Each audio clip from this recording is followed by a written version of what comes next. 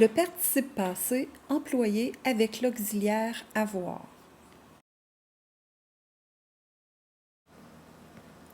Quand le participe passé est employé avec l'auxiliaire avoir, l'accord se fait en genre et en nombre avec le complément direct si ce dernier est placé avant le verbe. Ce complément direct peut être l'un des pronoms dont voici la liste.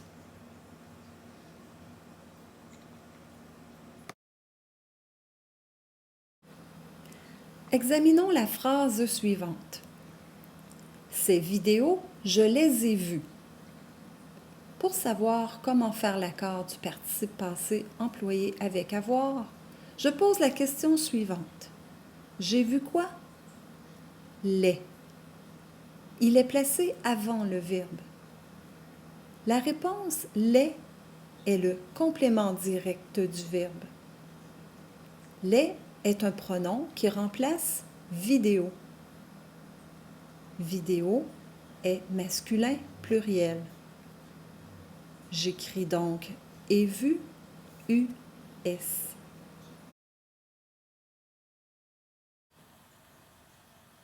Voyons la phrase qui suit. Je regarde les photos que tu as prises. Pour savoir comment faire l'accord du participe passé employé avec avoir, je pose la question suivante. Tu as pris quoi? Que. Le que est placé avant le verbe. Il est le complément direct du verbe. Le que est un pronom relatif qui remplace photo. Photo est féminin pluriel. Donc, apprise s'écrit S-E-S.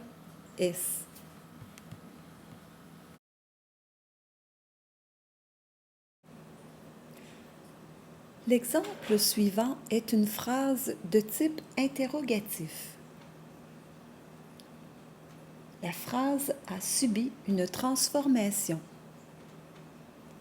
La preuve est le déplacement du pronom sujet après le verbe.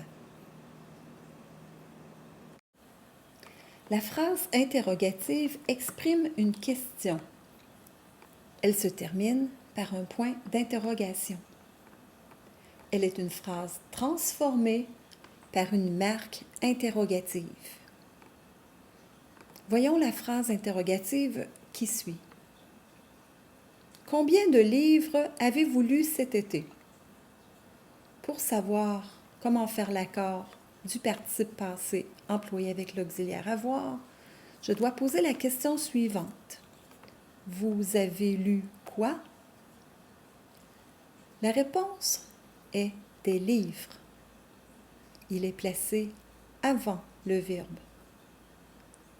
Livre est un nom masculin pluriel. Le participe passé s'écrit donc lu, L-U-S.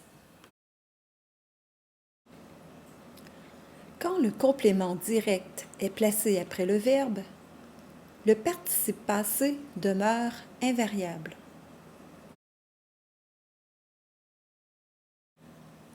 En voici un exemple. Nous avons terminé notre lecture. Si je veux savoir comment faire l'accord du participe passé avec avoir, je pose la question suivante. Nous avons terminé quoi? Notre lecture. La réponse est après le participe passé. Donc, le participe passé est invariable puisque le complément direct se trouve après.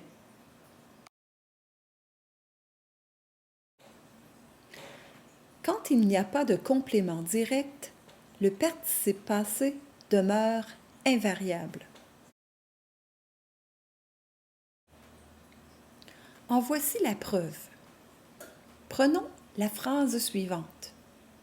Hier, nous avons travaillé toute la journée. Pour savoir comment accorder le participe passé avec avoir, je pose la question suivante. Nous avons travaillé quoi? Il n'y a aucune réponse. Alors, le participe passé avec avoir est invariable, puisque le complément direct est inexistant.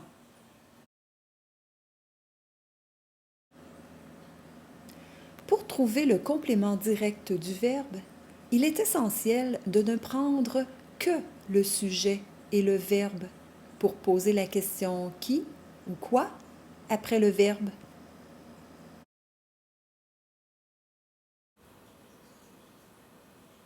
Dans le premier exemple, je pose la question de cette façon. Les résultats obtenus ont impressionné qui? La réponse est nous. Étant donné que le nous implique une présence masculine, impressionné se termine par es. Dans le deuxième exemple, on pose la question de cette façon. Les résultats obtenus ont impressionné qui? La réponse est encore nous. Pourtant, impressionné s'écrit EES parce que la réponse nous implique une présence exclusivement féminine. Et peu importe que la terminaison du participe passé soit au masculin pluriel ou au féminin pluriel, il est très important lorsque nous posons la question de ne pas inclure le complément direct dans la question. Il faut donc éviter de poser la question de cette façon. Les résultats obtenus nous ont impressionné qui? Il serait alors presque impossible d'obtenir la réponse nous et d'évaluer si le complément direct est masculin pluriel ou féminin pluriel.